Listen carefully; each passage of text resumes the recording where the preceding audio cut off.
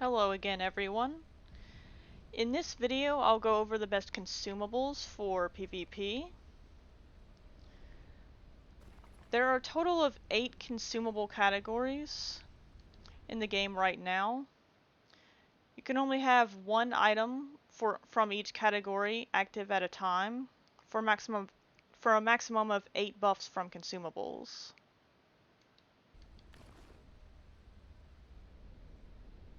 These categories are as follows: Elixir, Guild Food, Potion, Event Food, Invocation Blessing, Scroll of Fate, PvP Healing Potion, and Battle Horn.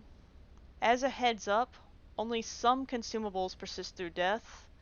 Elixirs all persist through death, and so does Guild Food. For the remaining items, you'll need to check the tooltips or test them out yourself. Now, to go over the categories one by one,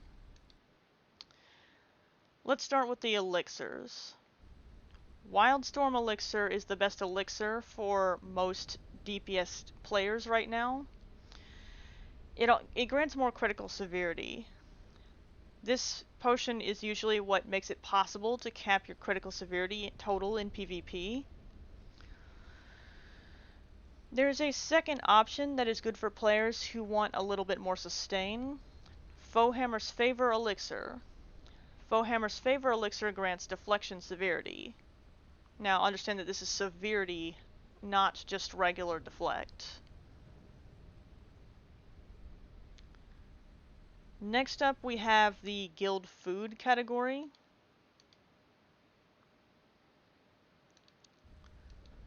The best guild food for most players is Sambocade. Sambocade grants 5% movement speed. There are other guild foods that grant stats instead that can be good on niche setups though. Moving on to the potions category now.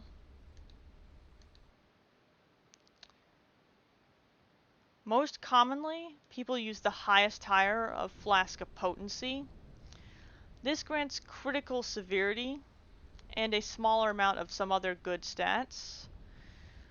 This potion very recently was changed to no longer persist through death, so you'll need to reapply this potion each time you die now. There is another good potion option, but you get less total stats out of it. The rank 4 crafted potions that grant 3,600 to a stat, which I will show you here.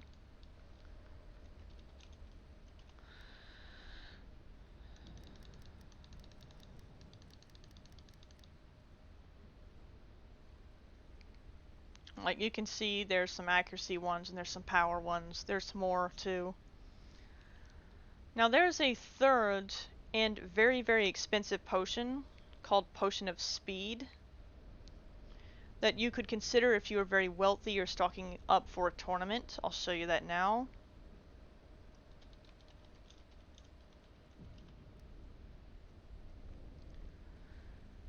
This grants 20% more movement speed, but it only lasts for 15 minutes and it does not persist through death, sadly.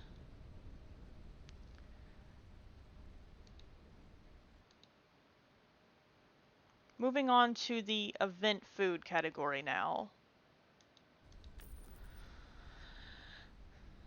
The best food for most DPS players is the watermelon sorbet. This grants 5% power and 5% accuracy. Now there's an old version that grants 10% more power and 10% more accuracy. This second version is super expensive though, and the supply of it is dwindling fast, so I recommend sticking with the newer 5% version I just showed you. And I'll show you the old one too.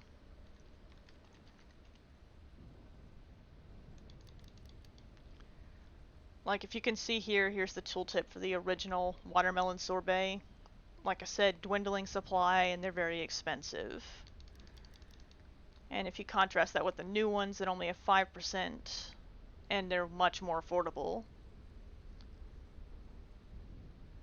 Now, the best event food for tanky builds and experienced players who are looking for a way to help them rotate faster is Fizzy Brew. Fizzy Brew grants 10% more movement speed and 5% more awareness. Now, I really enjoyed running this potion the last time I used it. This is a really fun potion to run. Grand Summer Feast is a decent option as well.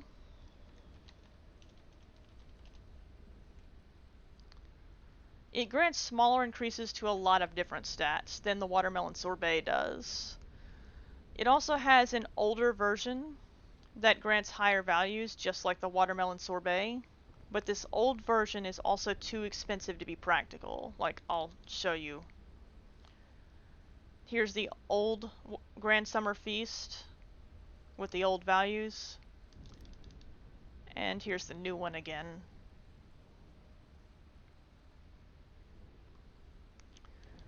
Now, Lathander's Dew is also a solid option. This potion grants a lot of action points over time. Rogues who don't mind losing out on some stats, and probably bards, benefit from this item. Neverwinter in Red Veins is also a good event food. It gives you an extra heal every few seconds. It's very similar to having another insignia healing power active. This event food is usually dirt cheap too.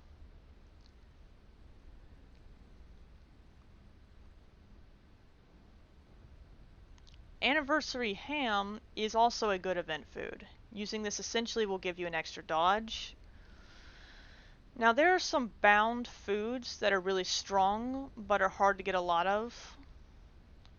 One of these is mochi. This food grants a lot of power and hit points. It comes from the New Year's event.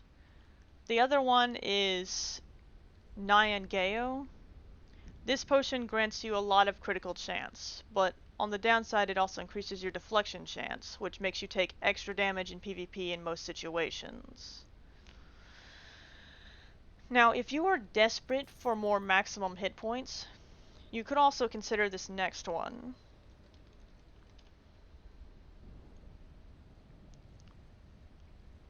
Caprice here grants 5% more HP, but on the downside it also increases your deflection chance by 5%. I'm not sure this potion is still worth it since it grants that deflect. You don't want to deflect in PvP. Now, the bottom option for the options I've discussed so far is to go with squash soup. This is a decent event food, but there are many better options than it. These increase your critical severity and your critical chance. Now, interestingly, the squash soup here are unbound, but the pumpkin soup are always bound.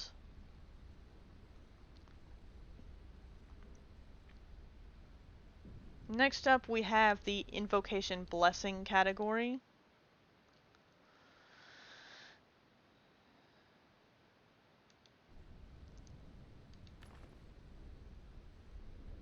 Whenever you use an Invocation Blessing, it will give you a random bonus to 2 stats for 15 minutes.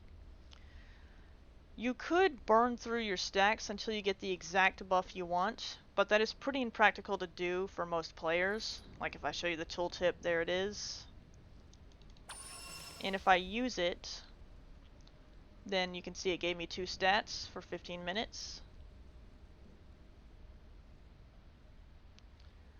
Now, these come from invoking, so when you do this, you get these.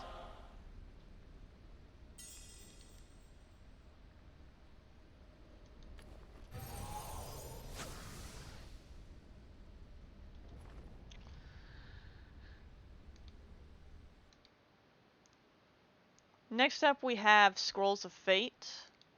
The best Scroll of Fate is the Scroll of Fate movement, which I'll pull up here.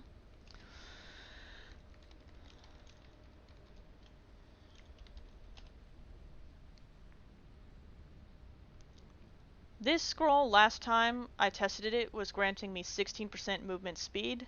Unfortunately, this scroll is incredibly expensive. Like, as you can see, to get a stack of these, you'd have to pay 5 million, which is crazy.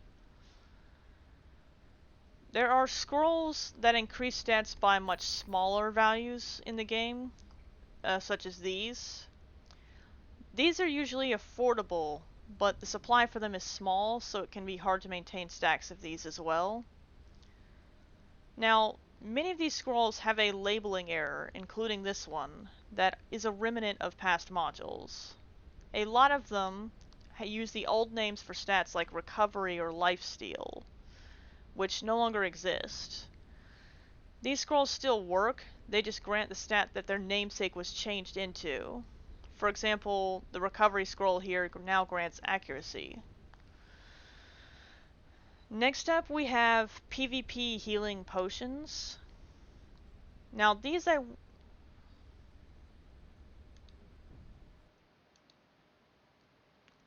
went over in more detail in several other videos I've done, such as my one on self-healing sources in PvP. To recap, these potions can be purchased from the Stronghold's Generalist Merchant using the Glory currency. They are unbound when obtained from this source. PvP healing potions are a really strong heal, and are an essential item if you're trying to compete in PvP, but right now I wouldn't worry about them too much since nobody's really competing anymore. There are several boons you can take that enhance your PvP healing potions. The most important of these is Lingering Medicine from the Campaign Boon section. There is another really strong boon in the Guild Utilities section that increases the size of your healing potion ticks by 48%.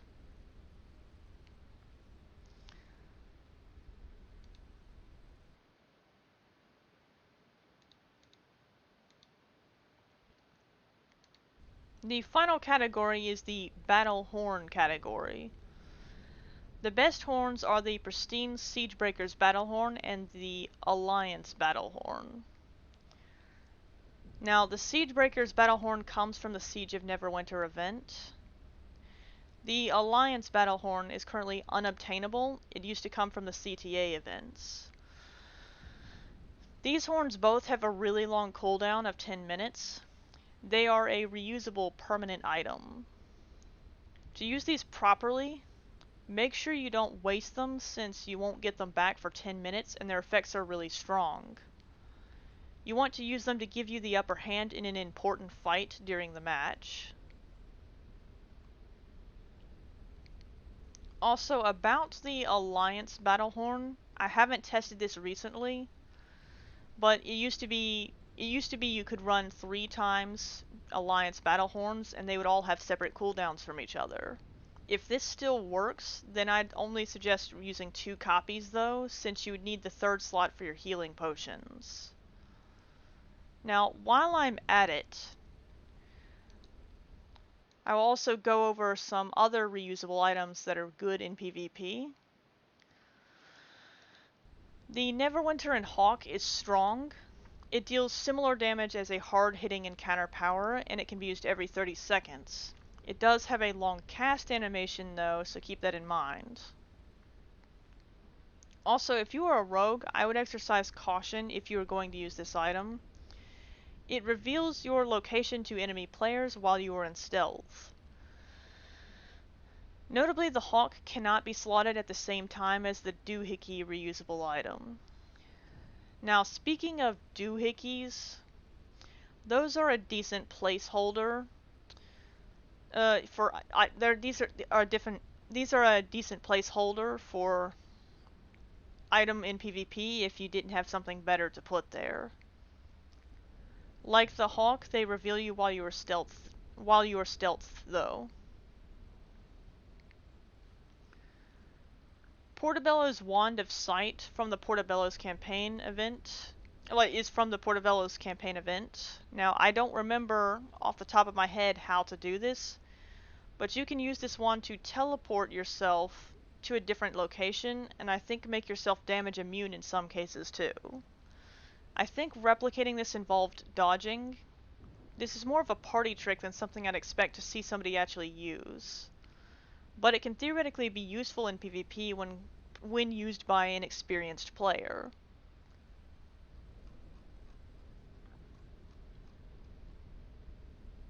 The Awakened Forger's box is also a decent placeholder item in PvP, if you didn't have anything better to put in your item tray slots.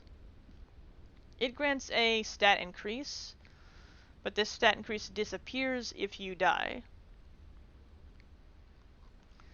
Also, as some extra info, portable altars are useful to have on hand in PvP. You can drop them on allies to get rid of their revive sickness. That is everything I wanted to go over. See you next time.